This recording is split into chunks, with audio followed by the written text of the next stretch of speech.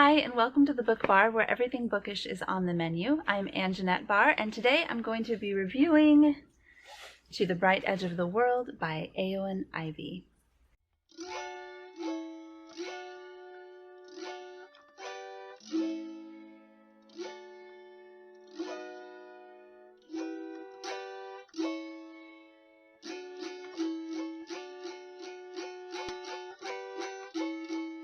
We're having an unusual, mostly sunny day here in Juneau in mid-March, so I decided to forego all of the lights that I normally use and shoot outside, so that'll be a treat. It's still cold though, so I definitely needed my tea, which I always have anyway, and I decided to go ahead and make what I call Alaska tea, simply because I got everything from my yard this summer when it was in bloom. It's mostly mint, which is not native to Alaska, although I do have it in my garden. But that's the base because I like the flavor of mint, and I all summer long put in other things that I forage or grow. So there are wild roses, 2 different species, and there are white and red clover, and there are, let's see, the orange is calendula, and the purple is fireweed. Is there anything else in here? There are probably some wild chamomile, or some people call it pineapple weed. You crush it and it smells like pineapple, so that's why it's called that. But it's just an herbal tea that I gather all summer, and then I can enjoy it the rest of the year. So while that's steeping, I'll just give you a brief overview of this book, and then I had an idea. I think I'm going to take you on a little walk, but we'll get to that later. To the Bright Edge of the World by Eowyn Ivey is the second book I've read of this author. It's the second she's published, I think. I don't think she has another, but I read her other one, The Snow Child, first and absolutely loved it. So I knew that I needed this one for sure. And then I found out that she was coming to Juneau and she was going to be at the library. This was 2017, I think. And so I ran out and grabbed a copy and met her at the library for her presentation, and I got it signed. So there's her signature and a little note to me, and since I knew that I would absolutely be keeping this book forever and ever, amen, I went ahead and annotated it.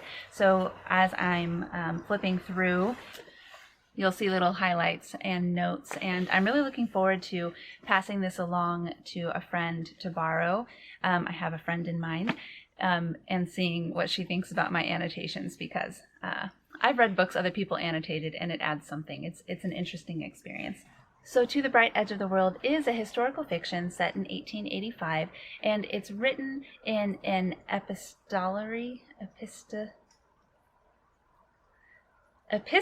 form. I have such a hard time with that word, which means that it's letters and documents and diary entries rather than just straight narrative. So it is written in first person, but by many different people. Sometimes I like that style, sometimes I don't. I went in purely on faith that I love this writer, and I'm glad that I had already had an experience with her, because it just settled me. I just trusted that she was going to do a good job, and she definitely did. I would say that this book is also in the genre of magical realism, which the other book that she wrote is as well. The Snow Child is also set in a kind of an Alaskan wilderness in a different time period, but it's kind of a fairy tale retelling a little bit. It has elements of fairy tale in it, and this book has elements of folk tale and other magical moments, unexplainable moments, we'll say that. And so it adds a bit of whimsy to the book, but it's still very serious throughout. So I guess it adds a bit of wonder, I should say, which I really enjoyed. I think she handles it really excellently. It's definitely a talent of hers. So whether you like historical fiction or magical realism, or if you're just interested in Alaska, I think you should give this one a try for sure. There's an author's note right on the copyright page that says, while inspired by a historical military expedition, all of the characters and many places in this story are fictionalized, including the Wolverine River. In instances where actual places are described, the names and spellings common to the time are used. So the setting here, you can see on a map, which I started to highlight, is southeastern Alaska up into central Alaska, on an imaginary river that has a lot of the characteristics of other places in Alaska, but for the purpose of this story, she made up the place. The expedition that this story is about did not take place, but there were expeditions and during the time that she used for research, and she borrowed some from.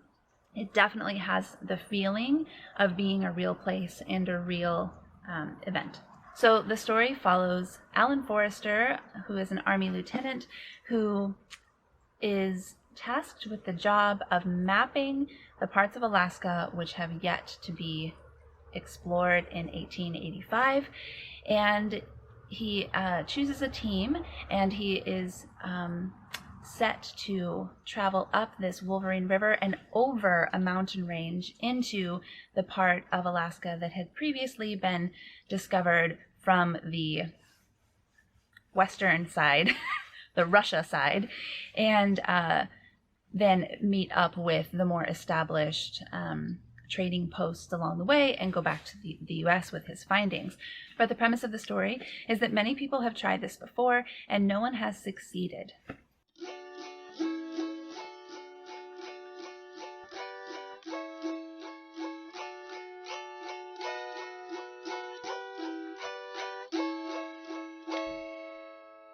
The sun came out from behind a cloud, so I'm going to try and get through this. It'll go back behind in just a second, I'm sure of it. So like I was saying, no one has made this expedition before, and by no one, I mean even the Alaska natives say, don't try it, don't go up there, it's not safe, and this river's not safe. It starts out in March of the year, and they just warn against it. So the perspective that this story is told from is not only the captain of the expedition, but also his wife and one of the other members of the expedition who takes the measurements, the scientific measurements. And then also it has a neat twist of these documents are all compiled by a relative of this man, of the narrator. I guess he's kind of the main narrator. And set in contemporary time, this relative of this man is sending these documents and all of the things that he has from this expedition to a museum curator in Alaska to get his feedback. So you've got conversations from two different time periods going on intermittently, and the narrative is told bit by bit through things like that, and also things like newspaper clippings and reports that he sends back from his expedition. So lots of different methods of telling the story that I think were edited and developed really well. I never felt like I was confused about what was going on, and when it felt like maybe she was telling the story a little bit out of order, later on I was like, oh, that's why she did that. So I really enjoyed it. I actually read this book really slowly, not because I was losing interest, but because it was easy to put down. It's broken up into such small chunks that I kind of read it alongside a bunch of other books, and I was able to read it as my mood influenced me to read it. I would say the primary themes of this book are different than I expected from the storyline, but on par with the author. She really enjoys examining grief and depression, even loss, and what to do with the hard things in life, and that comes through really well as the story's told. But you also have this separate underlying current that you can't ignore, that at the beginning felt like the elephant in the room, and I worried about it, of the fact that these people are coming into land that people already live on. In this case, not to occupy it, they're passing through. They are going through to map it, but they're obviously paving the way for something else. And of course, since we're on this side of history, we're well aware of what that was, what that is. And so at the beginning, I got this sense of, is she going to address this?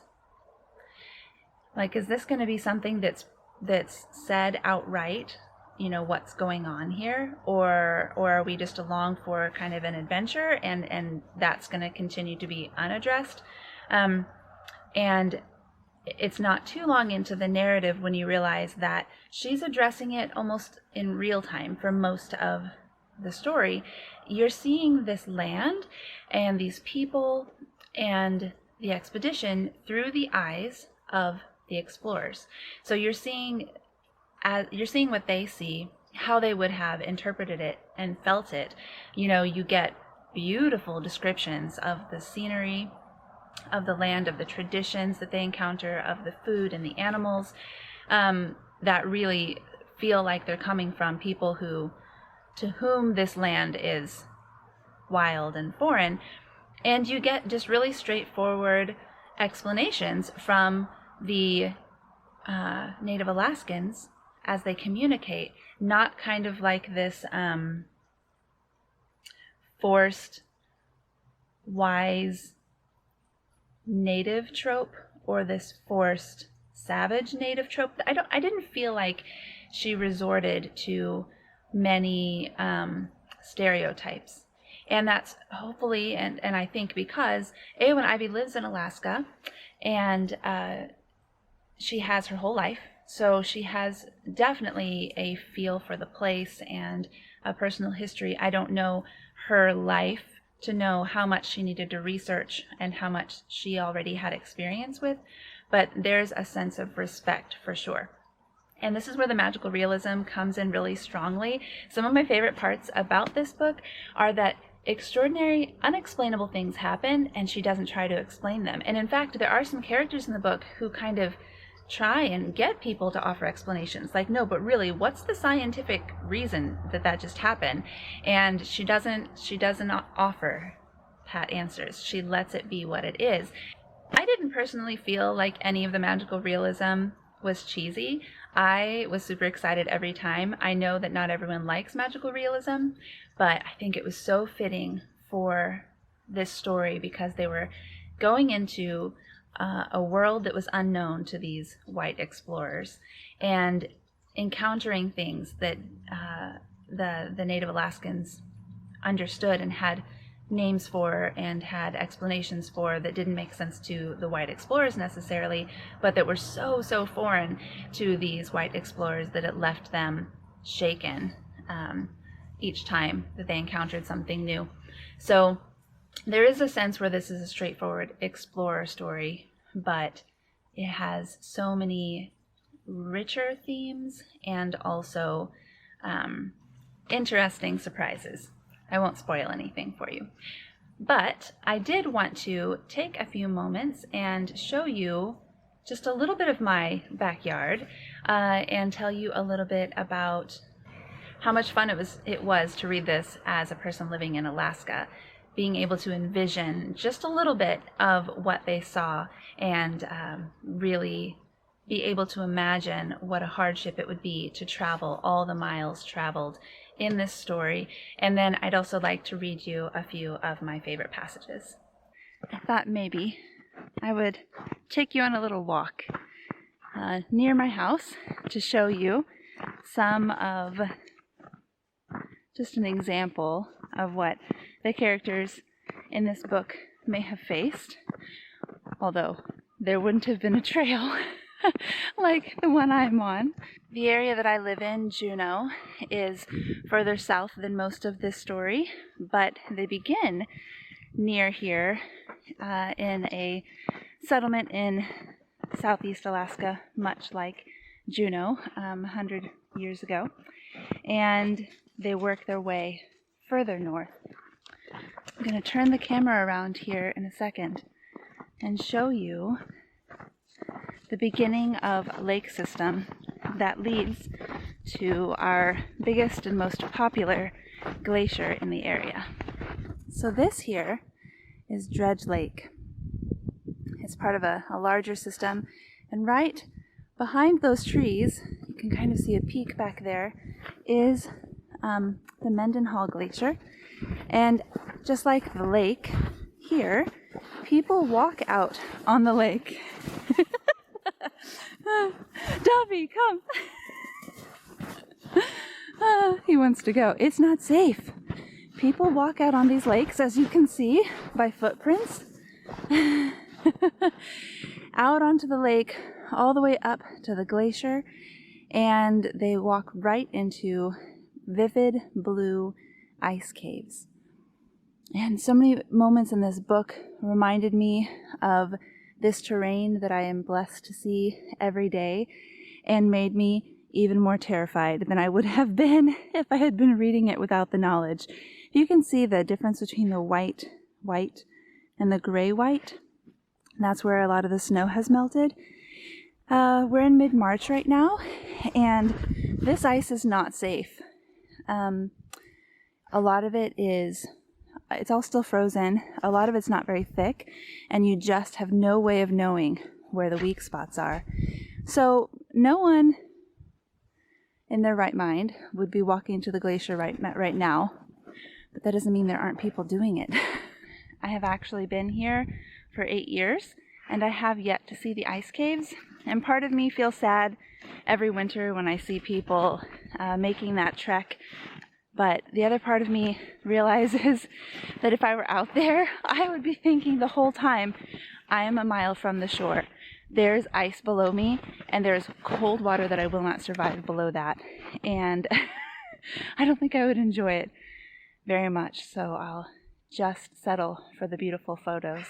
It's for me to imagine Captain Forrester being frustrated that the expedition didn't get started until the middle of March, knowing that the river was going to break up and that his men would be in grave danger.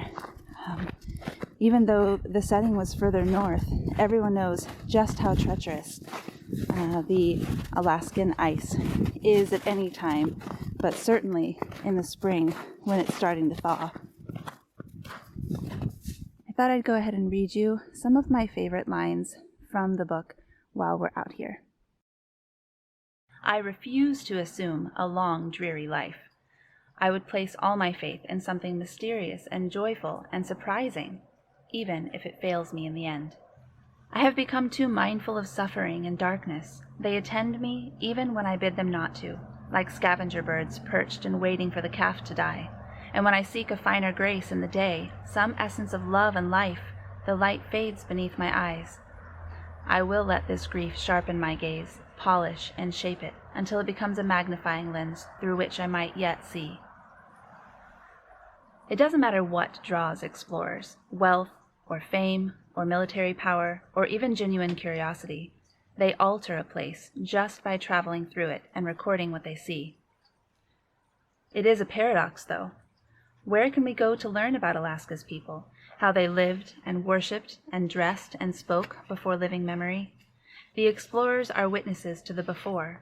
The Colonel's diaries, like the writings of Meriwether Lewis and Captain Cook, are a kind of cursed treasure. So I've got to say, I think this book is my favorite so far this year. I know we're only mid-March, but I know that it will be one that I'll want to read again, and I know that it will be one that I'll recommend to people that like this type of book. So if you are a person who likes, like I said, historical fiction or magical realism or history about Alaska Natives or just stories set in Alaska, this is definitely one to check out. Leave me a comment and tell me what your favorite Alaskan book is. And while you're leaving me a comment and letting me know what you are reading or what I should read next, let me know what's in your cup.